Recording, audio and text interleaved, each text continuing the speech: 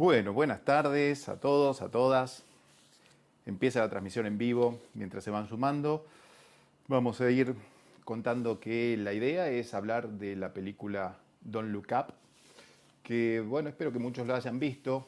Eh, Hay mucha gente que la vio, porque empecé a comentar en las redes que la película me había parecido muy impactante y muchísima gente la vio.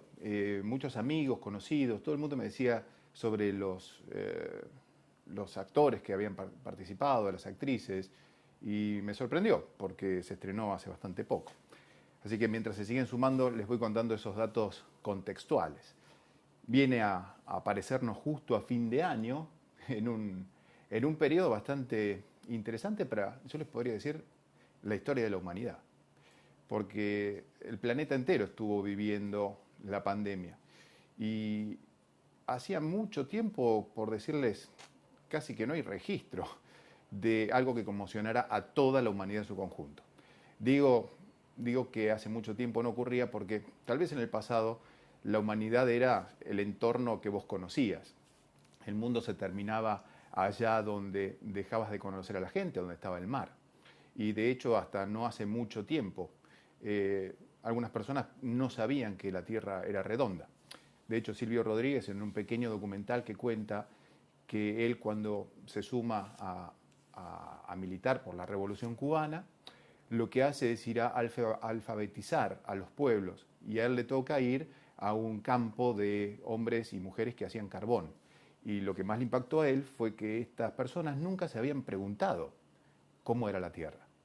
Y es impactante para nosotros que sabemos que es redonda, que hay como una tensión entre los que consideran que es redonda y los que no.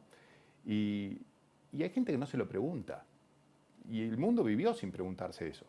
Sin preguntarse, ¿es bueno lavarse las manos? Sin saber que los hijos venían al mundo por la concepción de un espermatozoide y de un óvulo. Algunas poblaciones pensaban que por mirar fija a la mujer ya quedaba embarazada. Nos parece gracioso, pero lo que hay que entender es que cada pueblo tiene su cosmovisión.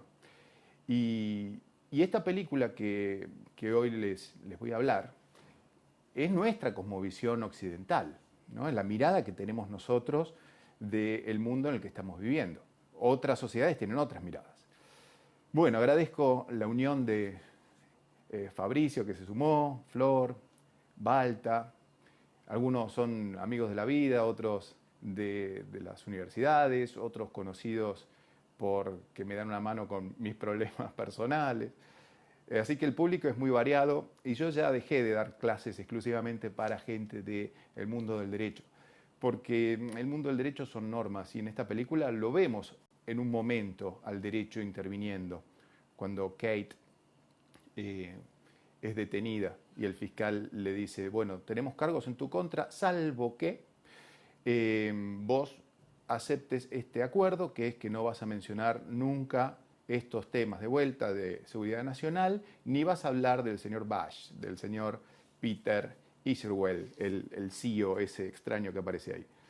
Y ahí ya te está hablando de un dato de, entre comillas, sugerencia del ámbito privado, no solamente inmiscuyéndose, como vamos a ver, en la seguridad interplanetaria, sino en la fiscalía. Es decir, ¿qué tiene que ver hablar del señor Peter con la fiscalía? La fiscalía defiende el pueblo, defiende los secretos de seguridad nacional, no las cosas privadas de la compañía Bash. Sin embargo, Kate, para no ser procesada o para no purgar una pena, tiene que aceptar que no va a hablar del señor Peter. Fíjense qué ironía sutil para el mundo del derecho. Pero esta película abarca muchísimos otros temas, no solamente lo jurídico, que, como les decía recién, es un dato del cual yo podría hablar en el mundo jurídico, pero abarca muchos otros temas y que a mí me parece que ya es importante que podamos hablar de estas cuestiones que trasciendan lo académico. ¿Por qué? Porque todo el mundo la vio y a todo el mundo le impacta. Y me parece importante hacer una, les podría decir, pincelada de cómo empieza esta historia. Voy a spoilearla porque todos los que están acá quiero suponer que la vieron. Si no la vieron, está todo más que bien con que se bajen del vivo porque voy a contar cosas del final y que son importantes y son grandes. O sea, voy a contar los grandes temas de la película. Los que no la vieron todavía, la ven y después esto supongo yo que lo dejaré grabado, si aprendo cómo grabarlo, pero lo voy a dejar grabado o haré lo posible y ahí van a poder advertir algunas partes que todavía no vieron. Les decía, es la historia de dos científicos que descubren un cometa que va a impactar contra la Tierra. Y lo que se dan cuenta es que ese cometa es mucho más grande que el cometa Halley. El cometa Halley en 1910 ya había pasado cerca de la Tierra. Y no sé si recuerden porque no habíamos nacido, pero en 1910 la gente había empezado a tirarse de los balcones y a matarse porque venía el cometa a estallarse contra la Tierra.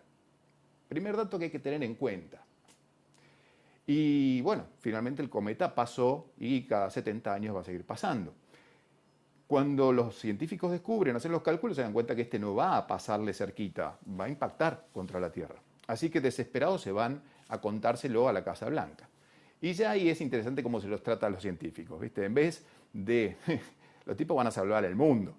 Y vos ves que las reuniones de los políticos son en Boeings privados, en aviones de línea, pero en clase ejecutiva, que duermen en hoteles 5 o 6 estrellas. Fíjate las misiones del Fondo Monetario Internacional. Bueno, estos tipos van a salvar el mundo y los mandan en un Hércules, que son esos aviones de tropa militar, sentaditos como si fueran soldados. Y después no los atienden, porque hay otras prioridades. Y el mundo de la política, esto lo hablaba Max Weber, que es uno de los padres de la sociología, y esta charla va a estar un poco mirada desde ese lado, desde lo sociológico, si quieren. Max Weber te decía, hay dos ámbitos en el mundo del Estado, la política y la ciencia. Y no se pueden tocar, son relativamente incompatibles, son esferas distintas. La ciencia aporta datos y la política toma decisiones.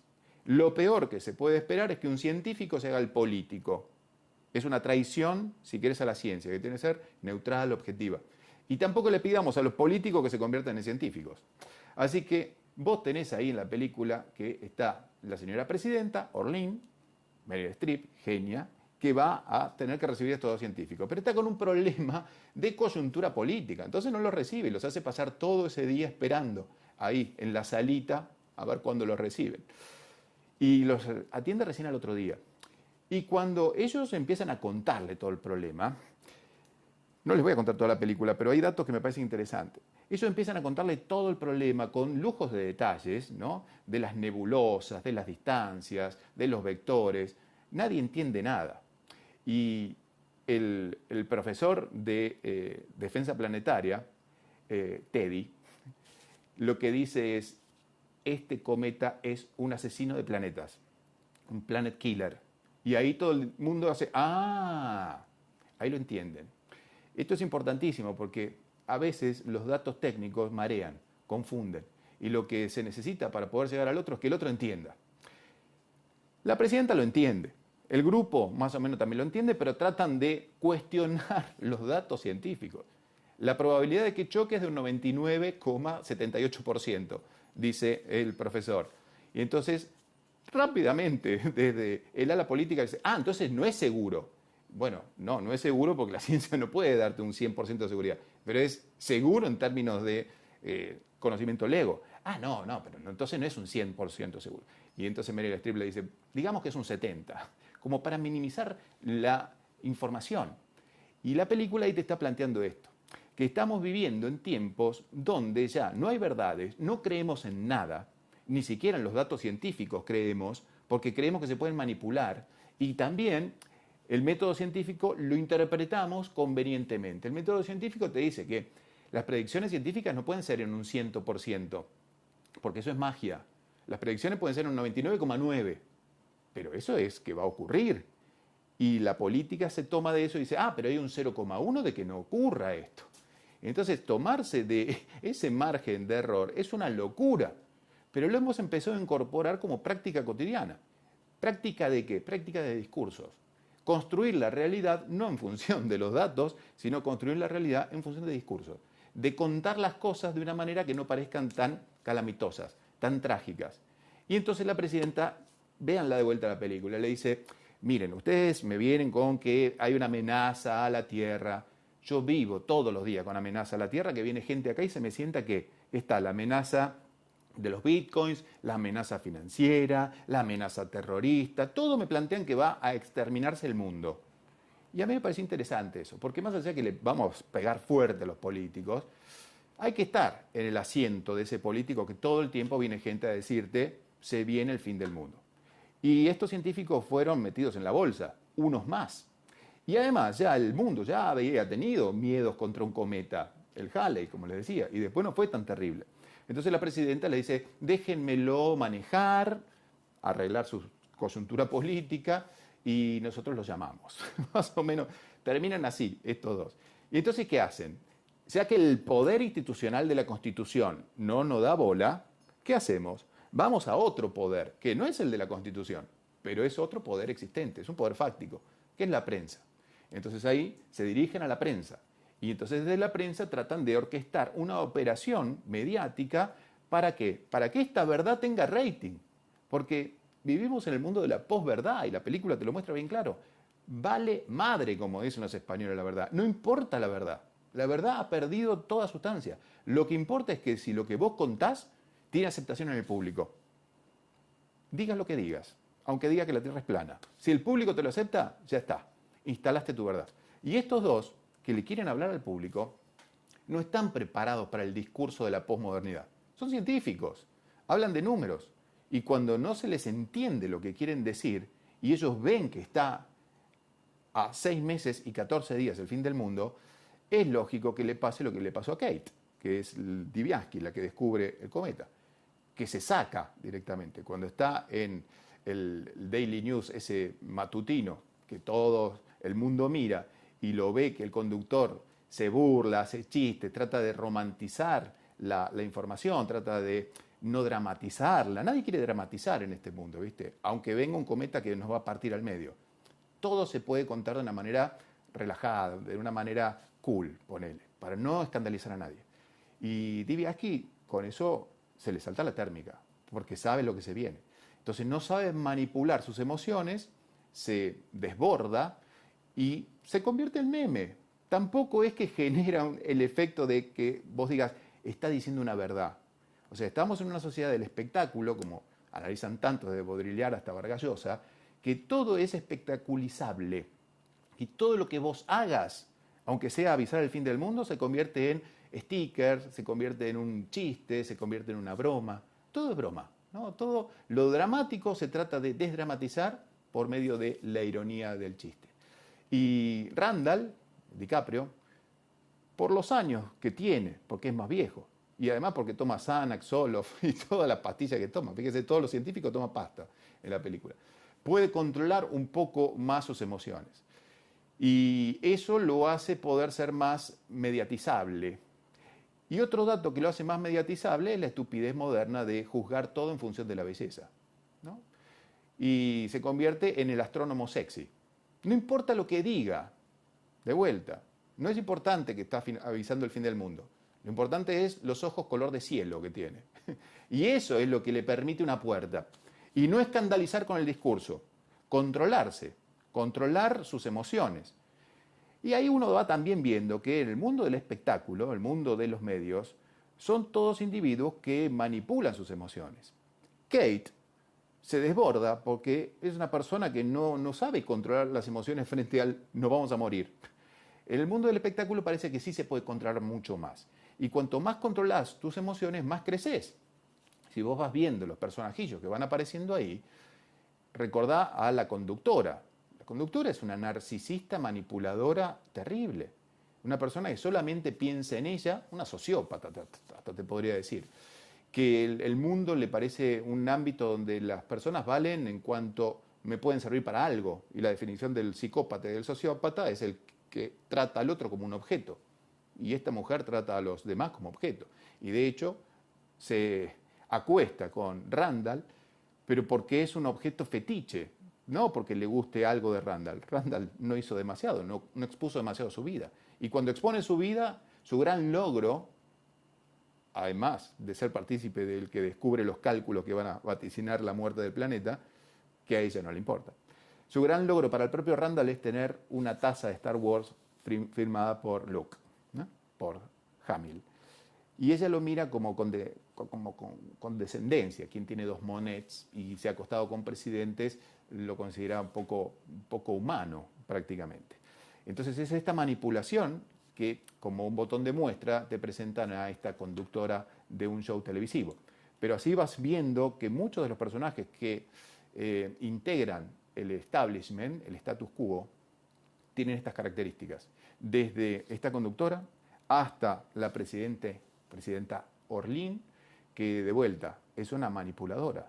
Cuando lo mira y le dice, corazón le creo, me llega lo que usted dice, o sea, le pone la carita de, me conmueve, bien manipuladora. Y después manipula a una nación entera, ¿no? Cuando les dice, no miren para arriba. Los que miran para arriba están siendo engañados, nos quieren quitar las libertades. Y se arma una grieta entre los que quieren mirar la realidad, la ven, y aquellos que dicen, no hay que mirar para arriba, hay que mirar para abajo para poder seguir aferrados a nuestras verdades. Y se arma una grieta. Las grietas en estos tiempos modernos no son exclusivas de los países en los que nosotros vivimos, Latinoamérica. Son, pareciera, una formación estructural de las sociedades, que frente a la ausencia de religiones o de ideologías abarcadoras, empiezan a haber microideologías de individualismos. La idea del individualismo es sálvese cada uno como pueda. Y a partir de ese individualismo vos te enrolás en una vertiente más social o mucho más privativa. Los sociales van a estar pensados desde la izquierda, lo privativo, en el sentido de lo individualista, está más asociado hacia la derecha. Y entonces las ideologías, ponerle el nombre que quieren, se dividen entre estos dos modelos. Si uno tuviera una mirada durkheimiana, diría el modelo de la izquierda, el modelo comunitario, sería el modelo durkheimiano de la sociedad, ¿no? De la comunidad. Y el otro modelo, el modelo del individualismo, es más lo que Max Weber pensaba del capitalismo futuro, que iba a ser una sociedad desacralizada, en una sociedad completamente carente de cualquier mito común. Lo único que iba a importar era el individuo, el sálvese quien pueda. Y Randall, nuestro científico, en competencia contra el discurso que hace la presidenta manifestándole al pueblo que hay que tomar acciones, hace un recital, ¿no? con Rayleigh, que es la rapera del momento, y en ese recital lo que dice es, pueblos o naciones del mundo, únanse, que es el viejo lema de Marx, obreros del mundo, únanse. Es irónica la película, es muy irónica y juega con todos estos metamensajes. Y cuando trata de formular esa petición, la escena siguiente es que aparece con una capucha dentro de un auto, como diciéndote, no jodas con el poder. Y acá ya no es el poder político, ya es el poder económico. Vemos también cómo un poco vivimos un tanto engañados todos con la idea de que la política es la que dirige los destinos de las naciones, y más de Estados Unidos. Lo que vemos ahí es que Peter Iswell, ¿no? Este señor que es como una parodia de estos grandes magnates millonarios modernos que están asociados a la tecnología, Elon Musk, Steve Jobs, Zuckerberg también, Bezos, personas que tienen muchísimo dinero, una excesiva fortuna, y que pueden tomar decisiones que afectan a miles de millones de personas. ¿Y por qué las pueden tomar? Porque han obtenido el capital del que tanto habla Bourdieu, pero acá es el capital económico y el capital tecnológico. Tienen el poder y el saber, y con eso construyen una verdad. Si quieren, lo metemos a Foucault también. Estamos haciendo un mixturado de autores, pero todos estos autores nos ayudan a entender esto. Nos ayudan a entender que ese es un poder. No está en la Constitución, ¿viste? No lo votás, pero está. Y en el momento menos pensado toma las decisiones que van a afectar la vida del planeta entero. Y acá lo ves claramente. Ves cómo el poder económico toma las decisiones en esta película, pero toma las decisiones de qué hacer, y también te infiere como que cuando Rusia, China y la India, que porque el señor Peter los deja fuera de la posibilidad de beneficiarse de los minerales que trae el cometa, los dejan afuera, estos tres países, potencia, intentan desarrollar una estrategia para romper el cometa, reciben un sabotaje y les vuelan la planta nuclear. Entonces ahí también es como una ironía diciéndote, ¿quién se la voló?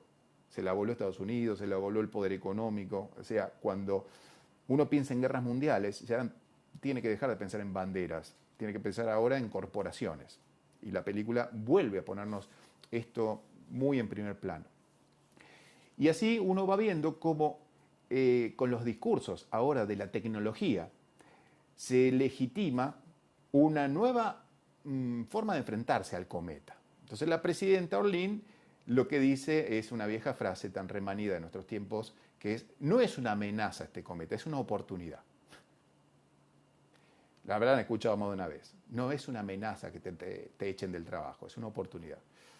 En algunos casos puede ser cierto, ojo, de vuelta. Yo no me caso con una sola mirada, así como les dije, en algún sentido le entiendo a la presidenta, todos los días le venden amenazas del planeta. Y también es cierto que toda amenaza es una potencial oportunidad. El problema es que a veces las oportunidades son riesgos. Toda oportunidad es un riesgo. La primera vez que el ser humano agarró el fuego era un riesgo. Seguramente algunos se quemó, otros se incendió, se murieron. O sea, hay muchos que perecen cuando uno se anima a asumir un paso de encontrar una oportunidad en una amenaza. Si la domina, triunfa. Si no la domina, perece.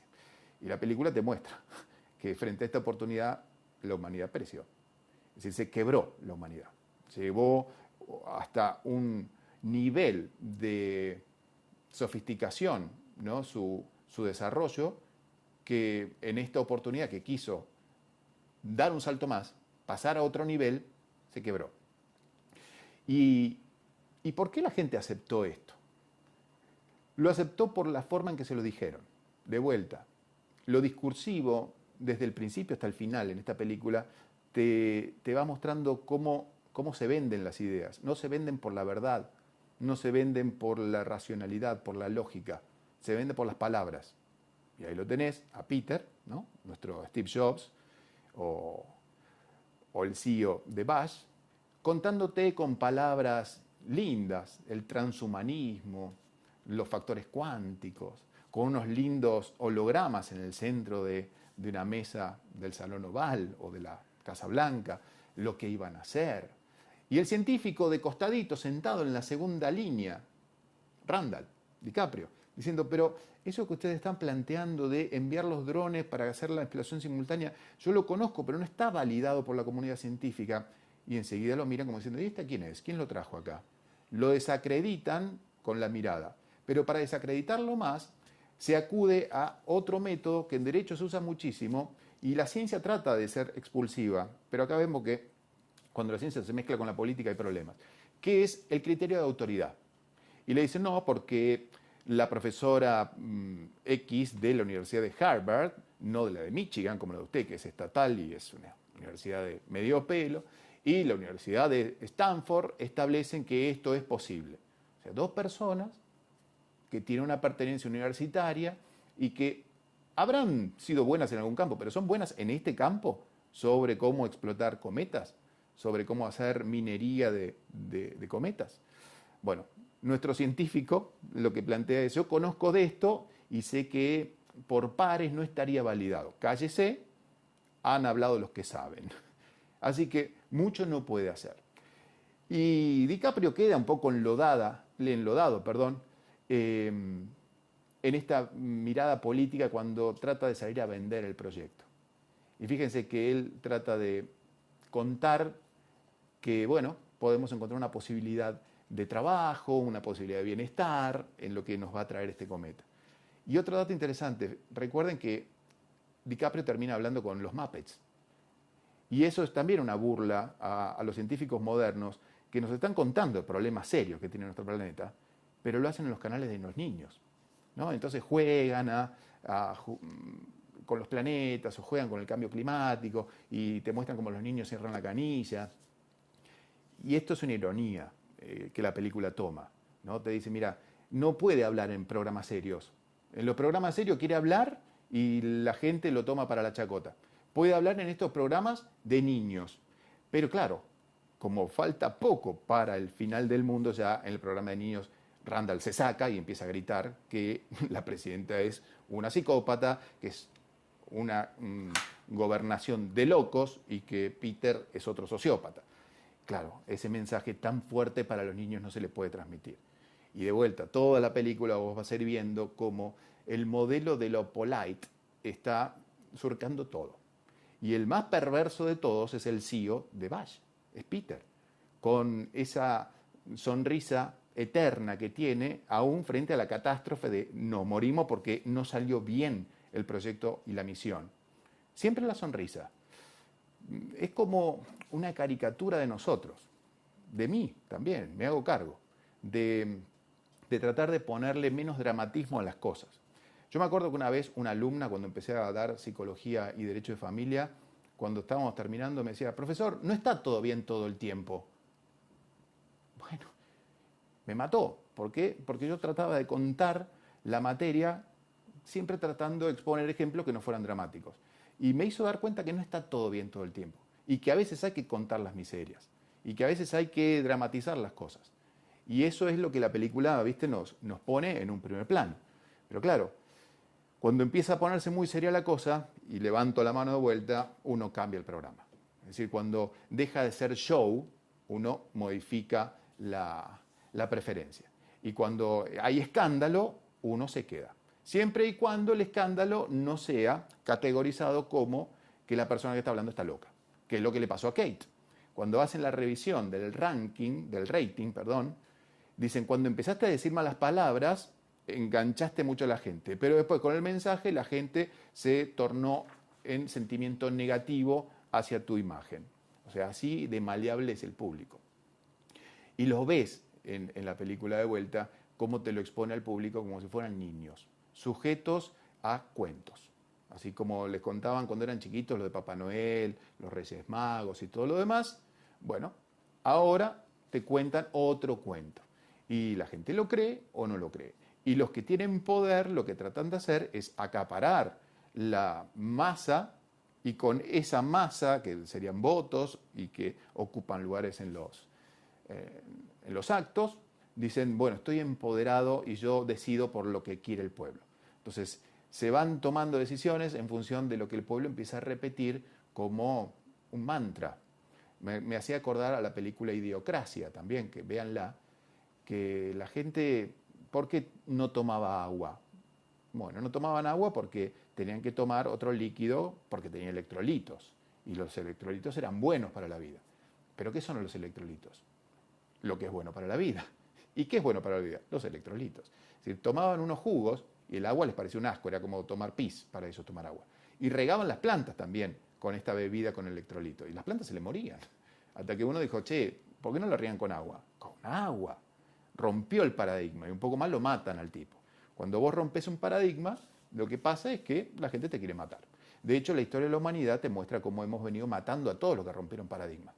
De Cristo para adelante y de Cristo para atrás. En todas las religiones, en todas las políticas, en todas las ideologías, siempre que se choca contra el status quo, como lo planteaba Kuhn en el paradigma de las revoluciones científicas, hay resistencia. Y esa resistencia puede ser más o menos violenta. Lo que notamos es que antes quemaban a la gente, la mataban, la metían presa. Ahora la cancelan. Está la cultura de la cancelación, la ignorancia. Lo dejo, no importa. O le hago un meme. O planteo que es bipolar, como le pasa a Kate cuando queda fuera de órbita en su estado emocional. O directamente me parece que es un astrónomo sexy. O sea, ya no lo escucho con la conciencia, sino que lo escucho con los sentidos corporales. Entonces es una, te podría decir, nueva forma de medioevo en la que estamos viviendo, en muchos sentidos. Estamos recuperando muchas cosas medievales y cosas que habíamos creído que habíamos podido deshacernos. La justicia por mano propia es una de ellas. Estamos cada día con justicia por mano propia. Y habíamos pensado que nos habíamos podido sacar de encima todo esto. Y la película finalmente va a terminar de una manera extraña para Hollywood, que es con que el asteroide, el meteorito, finalmente explota contra la Tierra. Se estrella contra la Tierra. Es como 1000 bombas de Hiroshima, plantea nuestro amigo DiCaprio a la presidenta. Pero ni eso le hace mella a la presidenta en los primeros capítulos. Y vemos ahí cómo se termina el mundo, se termina el planeta. ¿Y quiénes se salvan? Bueno, no era de no suponer. Se salvan los que han tenido poder, los que han logrado posicionarse y poder obtener los beneficios de toda la humanidad, y con eso han construido la nave espacial que les permite salir del planeta que acaban de destruir por su propia codicia. Los mismos codiciosos que destruyen ese planeta ya tienen un plan B para salir. Pero lo interesante, y acá termino, es que fíjense que al planeta al que terminan yendo y terminan bajando, que es un planeta habitable porque tiene oxígeno, terminan siendo todos individuos que tienen esta característica del poder o estar vinculados al poder, pero son mayores, son viejos. Con lo cual estás viendo ahí algo que en la película Troya, en otra película, Agamenón le dice a Aquiles, o no, Aquiles le dice a Agamenón, ustedes, los grandes, los viejos, nos mandan a morir siempre a nosotros, ustedes se salvan, se quedan acá brindando mientras nosotros nos matamos en el campo de batalla. Y esta película vuelve a retomar esta idea. Y la guerra de Troya tiene miles de años, y no cambió mucho. Es decir, aquellos que no solamente tienen poder, sino que los años les han dado la experiencia de saber dónde hay que estar en el momento del Armagedón, se salvan. Pero ¿por qué digo esto? No por una cuestión de la tercera edad, sino porque la película también te ironiza con esto de ¿y qué vamos a hacer con esa parte de la especie humana gerontológica que se fue a otro planeta? Mucho no se puede hacer porque no están en edad reproductiva seguramente. Y otro dato interesante, que no solamente tal vez se extinga ahí lo que queda, el resabio de esa humanidad por esta posible incapacidad de reproducción, sino que también te muestra cómo la sociedad de la que proviene, es decir, nuestra sociedad, nos ha estupidizado para vivir en un estado de naturaleza. O sea, DiCaprio, tomado de la mano con su mujer, su familia, dice, lo teníamos todo. ¿Ves? Yo molía mi café a la mañana, lo teníamos todo. Y es verdad, lo tenemos todo, lo tenemos todo. Por lo menos las sociedades semidesarrolladas occidentales. Y como lo tenemos todo, hemos perdido el miedo a las cosas. Por eso es que no nos preocupamos porque el cometa va a chocar. No, algo se va a poder hacer. Y como hemos perdido ese miedo y hemos encontrado siempre soluciones a las cosas, creíamos que el mundo no es peligroso. Si a nosotros nos meten en una nave, nos mandan a otro planeta y bajamos a ese planeta y vemos que es como ese planeta donde aparecen los sobrevivientes y vemos las cascadas y vemos los animales y creemos desde nuestra perspectiva que ese mundo tan lindo es hermoso, nos olvidamos que el mundo es mucha violencia en general. Y nosotros como humanos, más allá de todas las guerras que hemos pasado, la habíamos acotado, la habíamos limitado a la violencia. Y ahí la tenés, a la presidenta Orlín, que va a tocar al pajarraco, y el pajarraco hace lo propio del estado de naturaleza. Animal indefenso, me defiendo o lo ataco, y lo que hace es atacarla. Y se la come, o la mata. Y el otro dato interesante de la película es quién sobrevive en el planeta Tierra. Sobrevive el hijo, Jason. Cuántas ironías que tiene esta película hacia el ejercicio del poder. Y acá de vuelta lo volvés a ver, a la ironía. Porque Jason es un materialista, no le importa nada. Es un tipo que vive en el aquí y ahora, pero no porque haya hecho mindfulness. Vive en el aquí y ahora porque le importa consumir y punto. De hecho, el mensaje final que da desde la mesa a la humanidad es lo hacemos para que podamos seguir teniendo nuestras cosas, nuestros carros, nuestros departamentos, nuestra ropa. Es materialista 100%. Es de vuelta, son todos caricaturizados los personajes. Pero ese materialismo pareciera ser esa forma de ser que el director nos quiere decir, fíjense que es la que se va a salvar. El que no piensa demasiado, el que vive en un presente continuo, constante. Y a mí me hizo acordar a los únicos que se van a salvar en una explosión nuclear, que suelen decir que son las cucarachas. Y este es el que se salva. Este personajillo que ha sido un ser indolente, un ser infantil, lo odiamos, pero porque es un infantil con poder. Por eso lo odiamos. Porque es un nene, es un nene. Pero es un nene una porquería de nene. Un nene que no quisiéramos que fuera nuestro hijo o no quisiéramos que fuera la representación nuestra, pero tal vez de vuelta sea una caricatura de parte de unos aspectos de nuestra identidad, de nuestra personalidad. Pero yo creo que se salva como metáfora del capitalismo que se salva y que podríamos decir que también se emparenta a estas cucarachas, no por asociar capitalismo y cucarachas, sino porque es un todoterreno, ¿no? Es un sistema que se adapta a todo. Entonces, tal vez una mirada desde ahí podría darte una explicación. Un nene malvado, como me plantean. Y lo último que les digo es que a mí la película esta me impactó muchísimo y por eso que estoy haciendo un vivo. No soy de hacer vivos, ustedes lo saben. Bueno, no lo saben, pero lo saben.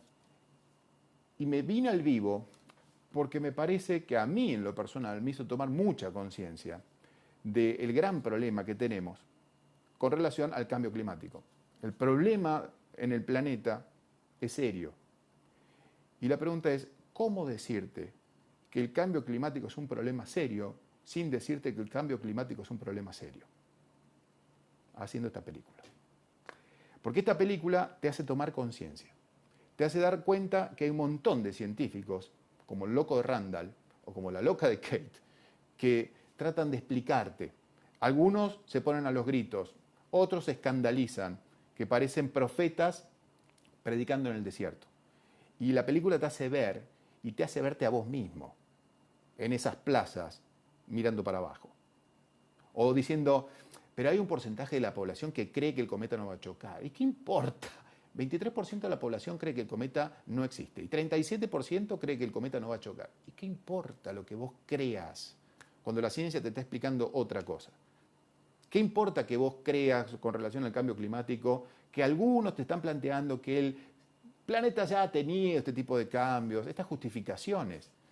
Si la ciencia de muchas partes del planeta, de muchas partes de las universidades del planeta, te está diciendo que estamos frente a un problema.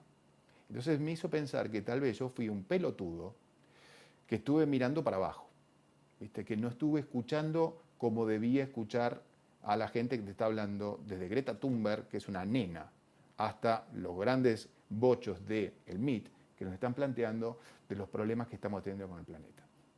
A mí me sirvió para esto, para llegar a esta conclusión, para ver cómo alguien te puede hacer tomar conciencia con las herramientas que hacen que tomes conciencia. La revolución hoy no es con las armas, es con películas, porque vivimos en mundos discursivos. Y la revolución tiene que ver con no querer matar a nadie. Hoy la revolución tiene que ver con querer salvar el planeta, querer salvar la casa en la que estamos, dejarle algo a las generaciones venideras, permitirle a los demás que no se extinga nuestra especie. Así que bueno, quería compartir con todos ustedes estas ideas. Les agradezco muchísimo por que hayan estado acá, que me hayan acompañado. Me sentí que no estaba solo. Y el mensaje es ese. No nos salvamos solos. No se salva el planeta por más que vos uses bolsas reciclables, ni que te compres cepillos dentales de bambú. Eso es un modelo capitalista de hacer plata con el discurso de salvar el planeta. Se salva el planeta de otra manera. Y que es tomando conciencia. Y esa conciencia tiene que colectivizarse y todo tenemos que decir, hay que mirar para arriba antes de que sea demasiado tarde. Muchísimas gracias, que le tengan un lindo final de año y esperemos que el 2022 venga con muchas buenas noticias. Pero para que eso pase, concientizar.